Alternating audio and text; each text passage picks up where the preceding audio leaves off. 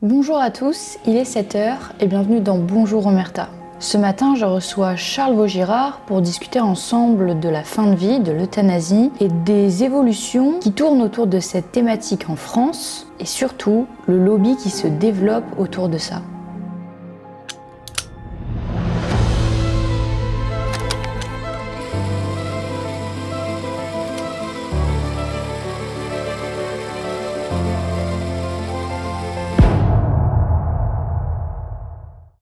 Monsieur Vaugirard, merci beaucoup d'être avec nous aujourd'hui. Bonjour, merci à vous pour l'invitation. Alors si on se retrouve, c'est pour parler ensemble de la fin de vie et du lobby qui se construit autour de ça, notamment en France. Alors justement pour commencer déjà de manière un peu générale, dans votre livre La face cachée du lobby de l'euthanasie, vous affirmez que l'ADMD ne milite pas seulement pour un droit individuel, mais porterait un projet plutôt idéologique hérité de Pierre Simon. On reviendra aussi là-dessus plus tard.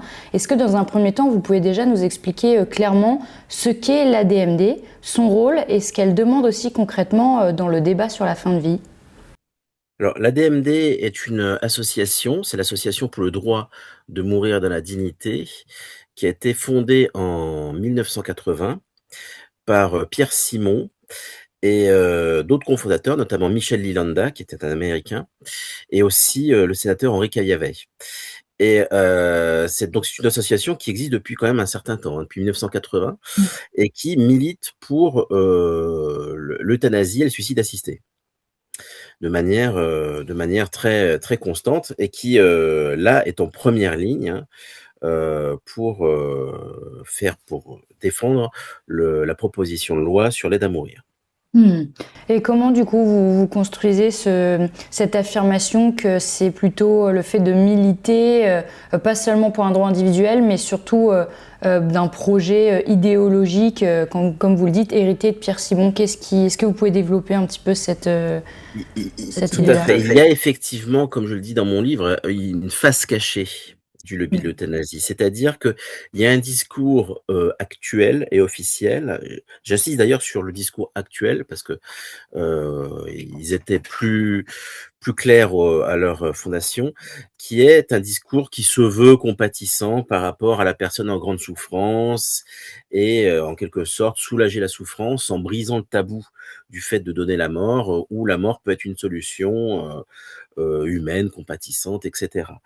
Et on retrouve aux origines du mouvement, donc exactement même un an avant la création de la DMD, il y a un livre écrit par Pierre Simon, qui est un livre autobiographique, qui s'appelle De la vie avant toute chose, où là, il a un discours très différent et qui est très, très clair. C'est-à-dire qu'il estime qu'il faut donner une nouvelle définition de la vie, que la vie ne doit plus être considérée comme un don reçu de la nature ou de Dieu, selon que l'on est croyant ou pas, mais que c'est un matériau nous devons travailler et que nous devons transmettre sans sans le dénaturer, sans qu'il perde en qualité. Ce qui est un discours ouvertement eugéniste. Donc, d'une certaine manière, oui, il est très clair là-dessus. Il parle même ouvertement, dans un vocabulaire très technique, très scientifique, hein, mais qui est quand même clair. Il défend l'euthanasie des nourrissons, et plus exactement. Et un an plus tard, il participe à la création de l'ADMD, qui elle, défend l'euthanasie des personnes adultes. Hem, il y a effectivement une dimension profondément eugéniste, qu'on peut aussi qualifier de transhumaniste, derrière cette démarche, derrière cette origine de l'ADMD. Et on le retrouve encore aujourd'hui, par tout un discours, qui se veut libéral, qui se veut de liberté, mais où finalement derrière on voit aussi les mutuelles qui semblent très intéressées par, l'euthanasie, heu et on voit quand même, on ressent exactement ça. Alors l'ADMD ne veut pas, assumer, hein. Ils ont dit que, les propos de Pierre Simon, c'était de l'histoire ancienne, hein. Ils l'ont éludé comme ça d'un revers de main un peu rapide. Bon, en attendant, ils n'ont pas renié cette origine, ils n'ont pas renié Pierre Simon, qui continue d'être considéré comme leur fondateur. Donc, clairement, il y a ce lourd passé de la DMD qui, selon moi, en dit très très long sur les motivations, hein, de ce projet de loi. Cette- On reviendra sur cet héritage de Pierre Simon un peu plus tard, mais pour comprendre aussi un peu mieux, on entend beaucoup de termes différents, euthanasie, suicide assisté, aide active à mourir. Est-ce que vous pouvez nous expliquer un petit peu justement les différences juridiques mais aussi concrètes entre ces différentes notions? Tout à fait. Alors, c'est deux notions qui sont différentes. Le suicide assisté, c'est une personne qui veut se suicider, qui veut en finir, mais qui demande de l'aide. Donc, c'est pouvoir assister, aider quelqu'un à mourir, quelqu'un qui le demande, qui ne peut pas le faire seul. Donc, il y a quelqu'un qui va lui administrer un produit létal pour qu'elle décède. L'euthanasie, c'est tuer une personne qui est généralement inconsciente. C'est mettre fin au jour d'une personne qui est dans le coma, qui est ou qui est un peu comme dans l'histoire de Vincent Lambert, par exemple, quelqu'un qui serait dans un état post-relationnel, c'est-à-dire qui est enfermé dans lui-même et qui peut difficilement ou qui ne peut plus communiquer avec l'extérieur. Et cette notion d'euthanasie est beaucoup liée à l'idée de directive anticipée, où finalement, euh, quand on est bien portant, on fait un document qui dit que si jamais on était dans un état dans le coma ou dans un état post-relationnel, on demande à être euthanasié. Donc ça, ce sont deux choses distinctes, qui sont différentes, mais qui en fait sont complètement liées, qui sont très proches en réalité, parce qu'il y a toujours cette idée de mettre fin à la vie d'une personne qui est en situation de souffrance ou en situation de très grande faiblesse. Et l'aide active à mourir, est-ce que c'est encore quelque chose de différent ou est-ce qu'elle est liée à une des deux notions? C'est plutôt lié à l'euthanasie. D'accord. C'est plus lié à l'euthanasie que le suicide assisté. Hmm. Mais encore une fois, on est dans le même raisonnement, hein, toujours l'idée de mettre fin à la vie. Il y a bon, il y a une différence, hein, je ne le nie pas, hein, c'est objectif. Mais de le fait, il y a quand même le soubassement, il est le même.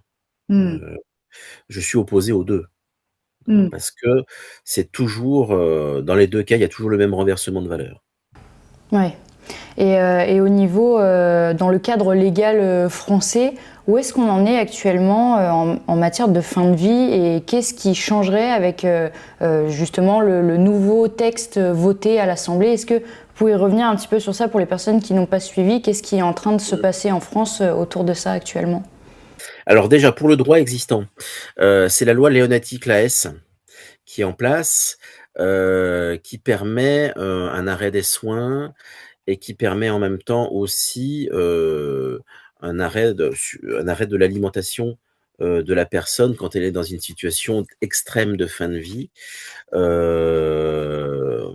en toute fin de vie. Ce n'est pas un suicide assisté, ni une aide active à mourir, hein, dans un cas comme dans les 2 cas. Il y a notamment la notion de sédation profonde dans cette loi. La sédation profonde n'est pas une euthanasie, c'est très important de le souligner. Hmm. Pourquoi? Tout simplement parce que, la sédation profonde ne vise pas à provoquer la mort. Ce sédatif qui est administré ne va pas tuer la personne. Il va sédater la personne qui peut continuer de vivre un certain temps, personne qui est en fin de vie, hein, donc la mort, elle va venir, hein, mais la mort viendra naturellement. Mais simplement pendant cette situation de souffrance insupportable, dans le cadre de ces derniers instants, la personne sera sédatée. Voilà, c'est ça. Un peu comme Le médicament. un coma. C'est un coma provoqué, D'accord. exactement. Comme quand quelqu'un a un grave accident de la route, on ne sait pas s'il va mourir d'ailleurs, on le met dans un coma provoqué pour pouvoir le soigner et puis, une fois que la personne est soignée, a eu ses soins, on la réveille quand la souffrance est moins insupportable. Voilà, c'est exactement l'image du coma provoqué, exactement dans cet état d'esprit. Hmm. Donc on n'est pas dans l'aide à mourir, on n'est pas dans l'aide active à mourir, on n'est pas dans le suicide assisté, on n'est pas dans l'euthanasie, ça c'est très clair. Là, justement, les promoteurs de l'euthanasie, eux, ils veulent aller plus loin, ils veulent obtenir l'aide active à mourir. C'est ça, c'est ce qu'ils souhaitent.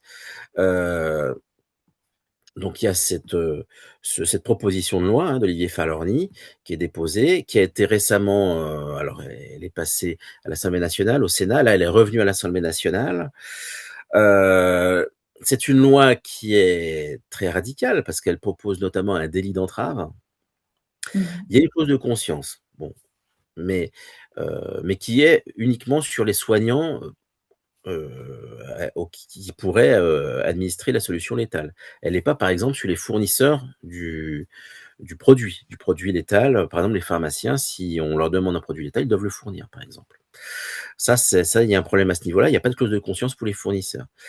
Il y a un délit d'entrave qui est puni de 3 ans de prison et une forte amende. Et il y a quand même eu un amendement qui a essayé d'amoindrir ça, qui est un délit d'incitation à l'aide à mourir. Donc on ne peut pas inciter quelqu'un, pousser à quelqu'un au suicide, pour employer les termes clairement. Bon, c'est bien qu'il y ait cet amendement, certes. Vous remarquerez que la sanction pour le délit d'incitation est 2 fois plus léger que le délit d'entrave. Donc Mhm. là, il y a un problème. Mhm. Là, il y a un problème, c'est-à-dire que on voit quel est l'état d'esprit de la loi. C'est plus grave d'empêcher quelqu'un à recourir à l'aide à mourir que, la, que d'inciter quelqu'un à avoir recours à l'aide à mourir. Donc Mhm. vous voyez, le message, il est terrible, hein. Il Ouais. est terrible, il est terrible. On veut vraiment en faire une sorte de liberté fondamentale. Ça, c'est le discours que l'on a aujourd'hui, vraiment le droit de mourir dans la dignité, le droit de demander la mort. C'est un Mhm. renversement de valeur complet. Justement, comment vous interprétez ce vote? Est-ce que vous le voyez plutôt comme l'expression d'une évolution sociétale majoritaire ou plutôt comme le résultat d'un travail d'influence ciblée de par les associations, les médias ou le Parlement même? Ce sont les 2 choses, ce sont les 2 choses. Il y a clairement, bon, une évolution de la société, oui, heu Mm. et encore et encore. L'AD-MD aime dire que 80 des gens, ils sortent des chiffres absolument mirobolants, sur des sondages qu'ils ont eux-mêmes commandés, ces dernières années, disant que la population française a évolué et qu'elle veut massivement, l'euthanasie. Heu, or, la Fondation pour l'innovation politique, la Fondapol, a commandé des sondages et ils ont posé des questions qui étaient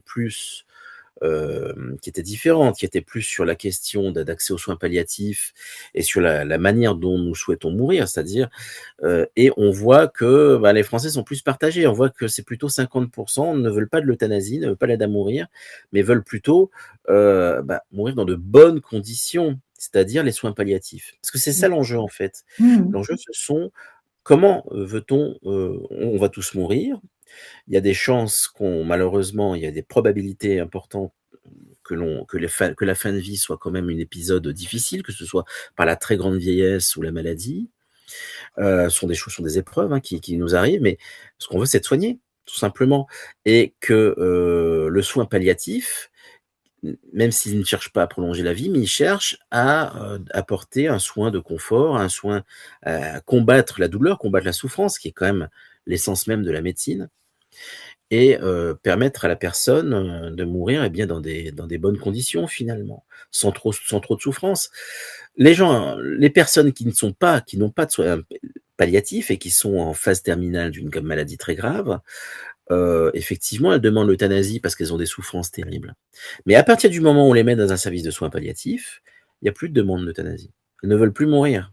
Elles Mm. veulent juste vivre leurs derniers instants, pouvoir, dire adieu à leur famille, pouvoir préparer leur départ en fait, sans le provoquer. Hein, c'est ça. Donc, si vous voulez, c'est ça qui est essentiel. Et dans ce sondage de la Fondapol, on voit ça clairement, que l'attente des Français, c'est plutôt de mourir dans des bonnes conditions, plutôt que de provoquer la mort. Mm. Voilà. Je dis pas qu'il y a pas d'évolution de la société parce que le rejet de l'euthanasie n'est pas à 80% dans le sondage de la Fondapol, hein. Mais voilà, il faut pas non plus le discours de la DMD est quand même très fallacieux. Il est quand même, très, très, très orienté avec des sondages qui ont des questions qui sont ciblées. Il y a un travail, pour répondre à votre question, il y a un travail de l'opinion publique qui est fait depuis des années là-dessus. Ça, c'est très clair, il y a un Mmh. lobbying qui est énorme. La DMD remonte à 1980, hein, donc ils ont eu le temps de le faire. Dans les années 80, un tel débat qu'on a actuellement, il était inc inimaginable, Mmh. hein. Il y avait déjà eu des tentatives, des idées, on en parlait, on commençait à en parler, mais c'était quand même très minoritaire, les gens ne c'était inimaginable, hein. Mmh. D'ailleurs, aucun gouvernement n'a soutenu ça, il y avait eu des propos, à la fin des années 90 de Bernard Kouchner, qui avait créé une polémique, mais le gouvernement auquel appartenait Bernard Kouchner n'avait aucunement, proposé l'euthanasie, il n'y avait aucun projet de loi déposé en ce sens-là. Mmh. Donc on voyait très bien que, il y avait encore beaucoup de résistance. Aujourd'hui, c'est effectivement ces résistances sont levées parce qu'il y a il y a un énorme travail de l'opinion publique, un énorme travail de la classe politique. D'ailleurs, on le voit, hein, les députés ont voté majoritairement pour cette loi, même si la majorité est plus courte, hein. À chaque vote, la majorité se réduit parce que il y a des parlementaires qui sont pas forcément hostiles à l'aide à mourir, mais qui trouvent que il y a, le cadre est trop n'est pas suffisant, il n'y a pas assez de garanties, il y a quand même une inquiétude là-dessus, une inquiétude qu'on pousse les gens en fait à se suicider pour soit avoir l'héritage plus rapidement, c'est ce qu'a dit Philippe Juvin, hein, il a raison d'ailleurs, hein, Mmh. soit pour le mot est horrible, hein, mais se libérer d'une charge par pur égoïsme. Mmh. Donc il y a vraiment un danger et les députés qui ne seraient pas philosophiquement forcément opposés au suicide assisté, hein, mais voudraient une loi qui ait plus de garde-fous. Mmh. Moi, je vous le dis franchement, une loi avec plus de garde-fous, ça n'existe pas. Parce que à partir du moment où on ouvre la boîte de Pandore, il y a tous les malheurs qui vont sortir. Oui, bah justement, vous évoquiez ce cadre qui a besoin d'être défini. Dans Le Figaro, justement, Louis-André Richard explique que l'aide médicale à mourir au Québec, par exemple, a connu un élargissement progressif pour des maladies non terminales ou des handicaps. Est-ce que vous pensez que la France peut suivre mécaniquement cette trajectoire ou que, justement, son cadre juridique pourrait réellement empêcher ces extensions? Tout à fait, tout à fait. Moi, je n'y crois pas au cadre, parce que les cadres s'élargissent à chaque fois. Pas forcément par l'usage, mais par d'autres lois successives qui viendront. Vous savez, le professeur Touraine, dans une vidéo, il le dit clairement, il faut procéder par étapes, hein. Il faut mettre le pied dans la porte et d'abord, on obtient ça, puis ensuite, ils obtiendront, il le dit nommément, hein, l'euthanasie des mineurs, comme ça a été le cas en Belgique d'ailleurs, l'euthanasie des personnes inconscientes, des Alzheimer, des gens qui n'ont plus de qui sont inconscients. Voilà, ils vont procéder par étapes. Le professeur Touraine, qui est à la DMD, il le dit très clairement, hein, là-dessus. Il y a aucun doute. Le cadre, il va s'élargir. Dans les autres pays, il s'élargit, et là, il va continuer de s'élargir. Donc, toutes les lois sociétales, de toute façon, fonctionnent par étapes. C'est un Mmh. système, même ils appellent ça même les cliquets anti-retour parce qu'une fois que c'est passé, ça impacte, une certaine vision du monde, comment dire? Ça rend acceptable, cette nouveauté, ça entre dans la norme, ça crée une norme morale. On est une société, si vous voulez, en France, on n'est plus la société d'autrefois où le cadre éthique de la société était fixé par, une religion ou par un système, qui était dans la société. Aujourd'hui, le point de repère de notre société, c'est la loi. C'est la loi de la République, tout simplement. Si la loi le permet, bah, c'est que c'est bien. Donc, pendant les débats, les gens vont discuter, vont peut-être hésiter, puis une fois que la loi est votée, on dit: «Bah, la loi est votée, elle est là, donc c'est bien», et c'est comme ça que les mentalités se font, et c'est pour ça que là, il procède par étapes. À l'étape suivante, eh bien, il y aura de nouveau un débat. Le gros du travail a été fait. Comme dit le professeur Touraine, ils ont mis le pied dans la porte. Donc, on passe à l'étape suivante. Et voilà, c'est comme ça qu'on peut remodeler quasiment une société. Hmm. Bah, vous évoquez, enfin vous avez déjà aussi évoqué à plusieurs reprises l'idée que certaines personnes pourraient se sentir de trop par rapport justement peut-être aussi à ce manque de cadre. Est-ce que vous pensez que la législation crée justement une pression implicite sur les personnes âgées ou handicapées par exemple? Oui, complètement, complètement. C'est la grande inquiétude, notamment de l'association de personnes en situation de handicap, hein, Louis Bouffard en parle beaucoup, et d'autres encore. On parle de validisme d'ailleurs, qu'effectivement, le message qu'envoie cette loi, c'est que, une personne qui est en situation de grande fragilité et de souffrance, est une personne, bah, qui finalement, a le droit de demander de mourir et que la mort est finalement mieux qu'une vie, amoindrie, hein. Donc, c'est d'ailleurs, c'était ce que disait explicitement Pierre Simon d'ailleurs, hein, disant que la vie, c'est dans la définition de la vie qu'il donne, il dit entre autres que c'est le plein épanouissement, hein, la pleine faculté de tous ses moyens, avoir la pleine jouissance de toutes ses facultés.